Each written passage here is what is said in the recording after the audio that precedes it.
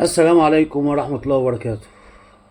طبعا ليلة حزينة على كل الأهلاوية، عنوانها ليلة سقوط الأهلي. وبصراحة سقوط الأهلي بفعل فاعل. الفاعل الأول فيه هو مجلس إدارة النادي الأهلي، لأن مصر كلها شايفة والنقاد شايفين والمدربين شايفين وإدارة السكاوتنج اللي كانت شايفة، وكل الناس بتتكلم إن كولر شطب كورة وبقاله سنة ما بيديناش كورة بجنيه، ما بيلعبش بتعريفة، ومفيش يعني ما حدش يفتكر من جماهير الأهلي إن الأهلي لعب ماتش كويس غير ماتش العين الإماراتي. غير كده الأهلي ما لعبش. الأهلي فقد الشخصية، الأهلي فقد الهوية، الأهلي بقى فريق جبان، ودي جديدة على الأهلي. بقى فريق جبان بره ملعبه وجوه ملعبه، والكلام دوت موجود في فيديوهات قبل كده. الاهلي بقى مطمع لانديه الدوري، بتروجيت بقت تطمع فينا، بيراميدز تطمع فينا، الزمالك بيطمع فينا، كل الانديه بتطمع فينا.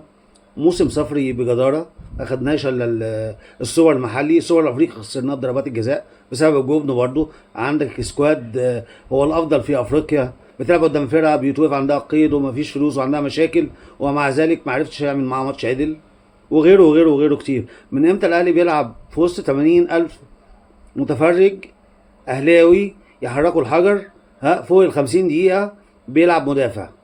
هل ده كلام؟ هل ده يعقل؟ وقلنا الكلام دوت ان اكبر كارثة من مجلس الادارة ان هو يصر، او كابتن محمود خطيب بالذات اللي هو متعاطف مع كولر، ان هو يفضل قاعد لغاية دلوقتي، ان هو هو الوحيد اللي شايف ان هو يكمل. اولا قلنا قبل كده في حلقات قبل كده، كولر كل تاريخه الكروي من 97 من ساعة ما درب ما خدش الا بطولة دوري في سويسرا مرة، وطلع ناديين من درجة تانية لدرجة أولى. زي كده عندنا في المدربين المصريين زي كابتن كده العشري، ووصل بمنتخب النمسا لبطولة أوروبا. طبعا ما عملش فيها حاجة، يعني وصل بس التصفيات. ده كل تاريخ كولر، يعني مش المدرب الفذ، مش مورينو، مش أنشيلوتي بتاع ريال مدريد. فبصراحة العار كل العار. بتدوا مدرب 250 ألف يورو هو وجهازه المعاون، أعلى سعر وقيمة لمدرب بجهازه على مستوى أفريقيا بالنسبة للأندية والمنتخبات. أجيب واحد فقد من العمر، فقد الجرينتا، وفقد الفكر، وفقد اللياقة. مدرب جايبينه أصلا من البيت، مدرب عنده 62 سنة، شايفين الدنيا كلها شايفة ان هو بوظ الدنيا، موقع اللعيبة نفسيا وبدنيا. مدرب بيحب وبيكره، مدرب جبان، مدرب كان بيلوم مجلس الإدارة قبل كده، المجلس الإدارة ان هو ما عندوش سكواد كويس، جابوا له احسن لعيبة في افريقيا. مين اللي يحاسب الراجل دوت؟ كان يقول له اشرف بن شرقي، مش اشرف بن شرقي. اسامه ابو علي اللي كان مكسر الدنيا بقى عامل زي شحاته ابو كف، رجله بتلف حوالين بعضها يا عيني. حسين الشحات نساك كوره ما بيلعبوش خالص. مجدي قفشه نساك كوره، اللي هو اللعيب ابو اربع عيون صاحب القضيه، ممكن دمر اللعيبه. استغنى عن لعيبه جامده جدا، استغنى عن بيرستاو، استغنى عن ايمن اشرف بيقول لك ما بيعرفش ينط، لعيب كان دولي. استغنى عن احمد عبد القادر، احسن وينج ليفت كان في مصر ولاعب مهاري جدا. ده كولر، ده كولر. كابتن محمود خطيب، زي ما كنا بنحبك وبنثني عليك، معلش لو انت تعبت اعتزل. الاهلي عظيم وكبير قبل ما نشوف حضرتك وبعد ما هنشوف حضرتك برضو. ما هو مفيش حد مخلد، ومفيش حد ان هو يمسك مجلس اداره. مش هي مش ديكتاتوريه، هي مش امبراطوريه. حضرتك تعبت زي اي انسان جدا، بيجي لك وقت تايم از اوفر. اشوف اللي بعديه، زي ما الاهلي طول عمره كده اجيال بتسلم اجيال، كابتن صالح سليم، كابتن حسن حمدي، وبعدين حضرتك هيجي غير حضرتك.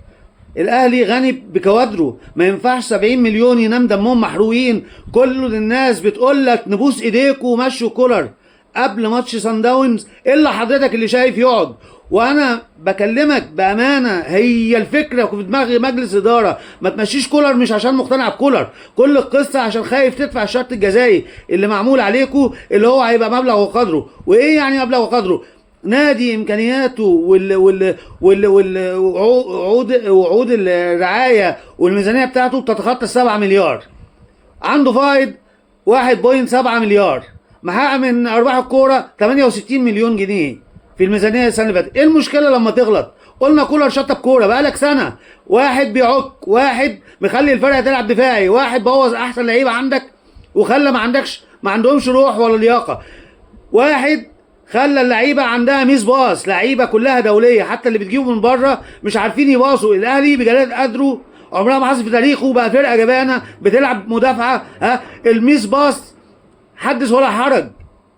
بتروجيت بتلعب كوره احسن مننا، سيراميكا كليوباترا بتلعب احسن مننا، بيراميدز بتلعب احسن منك، وانتوا مش شايفين الكلام ده. لا انتوا شايفين الكلام ده، بس كل خوفكم من لوم الراي العام ان دفعنا مبلغ شرط جزائي بتاع كولر. ارجوك كولر لازم يغور في داهيه، ولو انتوا مش قدها امشوا انتوا كمان. شوفوا الناس في الشوارع بتدعي عليكم كمان، الا انتوا اللي مش عايزين تمشوه. عشان مين؟